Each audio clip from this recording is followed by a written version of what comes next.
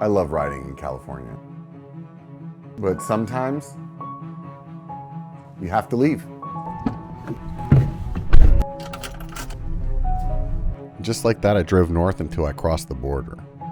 This is how I found myself at what I thought was the top of this mountain in Ashland, Oregon. Little did I know, this shuttle doesn't take you all the way up to the top. And if you're interested in riding Time Warp, here we are at the top of Time Warp. There's a little climb to get there. Looks like we're climbing a little more. Different kind of shuttle. Shuttle to the bottom.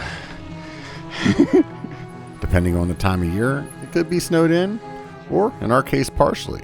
Not a biker ride without a hike-a-bike. Eventually, you'll get to the top, and then it's on.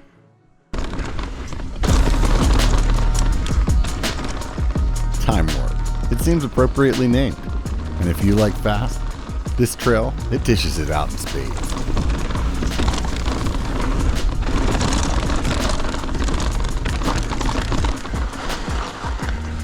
What's this? It's just a roll. Oh. Roll? All right. Thank you.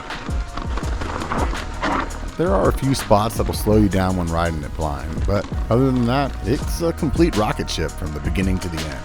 Who you got? Roll? Yeah. Obviously, knowing your lines helps, so if you get the chance to run it twice, you'll be stoked. Definitely some speed through here, that's for sure. Woo! You're dropping about 2,500 feet on this descent, and for 3.5 miles, your body, it's definitely taking a beating. Feel like I got the claw. Both the arm pump and the foot fatigue is real, but the stoke will keep you smashing all the way to the end of the trail, and as you finish, it'll be nothing but grins. Yeah, this is fun.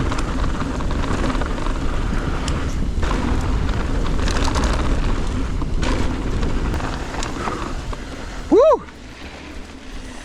We traversed over to Four Corners, and from there, the speed wasn't quite what it was on Time Warp. But there was a good mix of fun as we headed over towards Jabberwock. Woo! Into the dust. Just like Northern California, the trail conditions go from having snow on the ground to dusty as hell. And as the trails dry up and the colors change, you can't help but notice the temperature rising. Oh, this is pretty rad. Not gonna complain about this one. It was really cool watching the terrain change and the colors just pop as we got lower and lower. But you could literally feel the furnace of summer as you descended down the hill. What are you digging so far? Speed, feels like you're in Star Wars going through the trees, man. Yeah. Just speed bikes. As we dropped into Jabberwocky, my expectations were high. This is the trail that's synonymous with Ashland, the one you always hear about. The trail's jam-packed with berms, G-outs, and little booters. The dirt's like so hard to trust. It's really kind of sandy, kitty litter kind of stuff. Not super confidence inspiring. The soil on this part of the trail system isn't as tacky as the PNW dirt I was envisioning. Some of it's all like concrete, and then other parts of it are just loose as hell. It's very misleading. My lack of trust in the soil made some of the jumps and small catch berms seem daunting. Flow isn't my strong suit, and this trail definitely made me want to get better at cornering. I'm sure after a few laps, my initial concerns would dissipate. I prefer trails like Time Warp, but definitely understand the draw to Jabberwocky.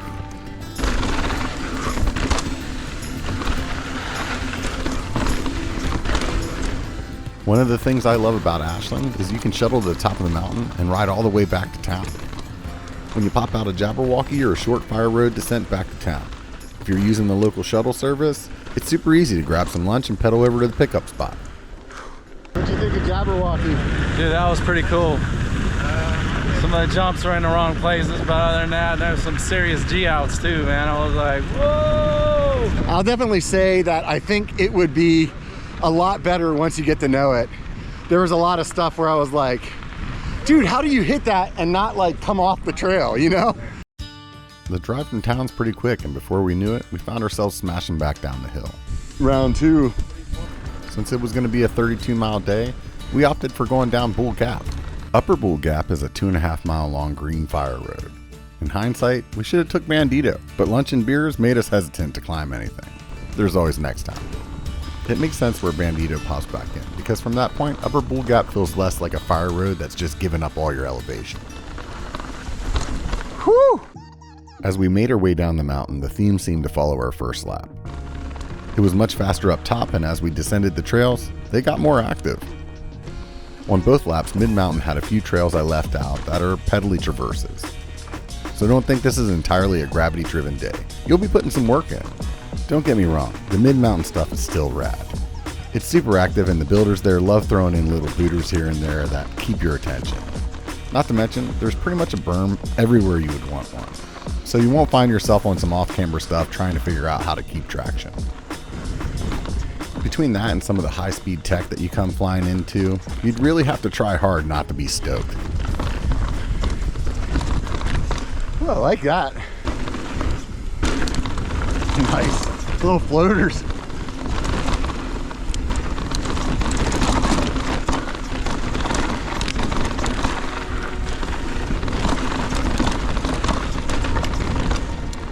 Coming through the Four Corners Trailhead parking for a second time was refreshing.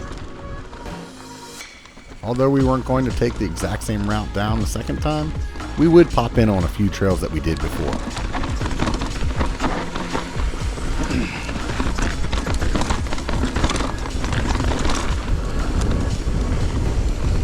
This part is really cool looking. If you're making the trip up there, I recommend staying a few days. There's a ton of trails we didn't ride, and to be honest, I would have really enjoyed cherry picking a few of my favorites if we stayed longer.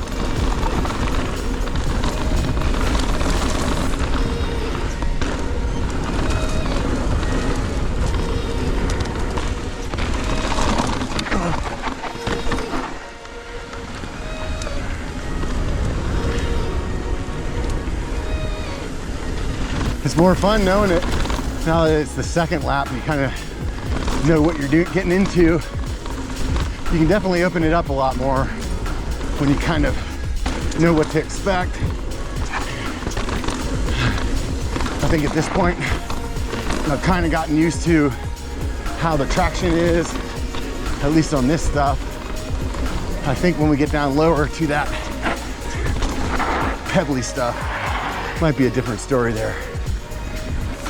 We did this one earlier. Lots of these little baby doubles. Whoop, whoop.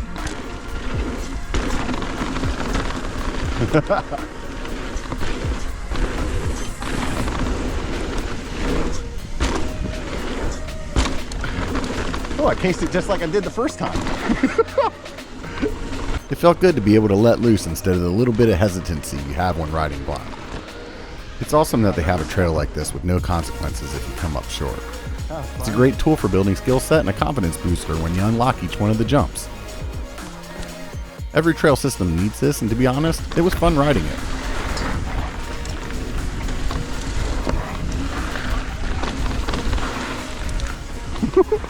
I don't think we did this.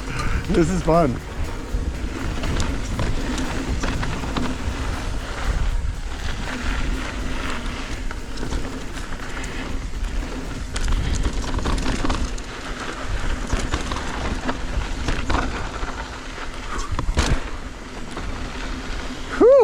As we dropped into our last trail of the day, the body was feeling it and the mind was thinking, it's about time for some cold beers. This trail's called BTI, and although it's not nearly as long as Jabberwocky, it has a similar vibe, and it's still definitely a great way to wrap up the day. Nice.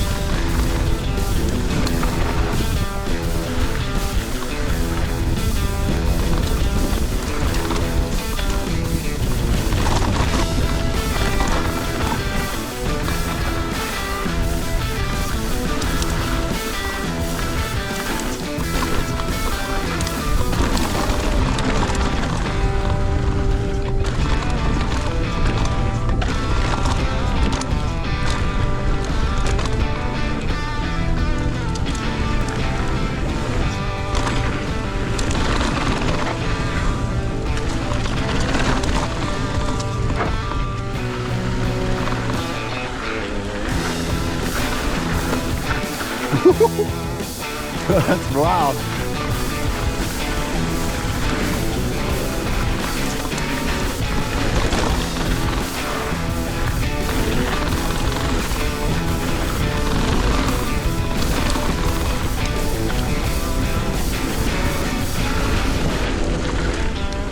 This is fun. Whew.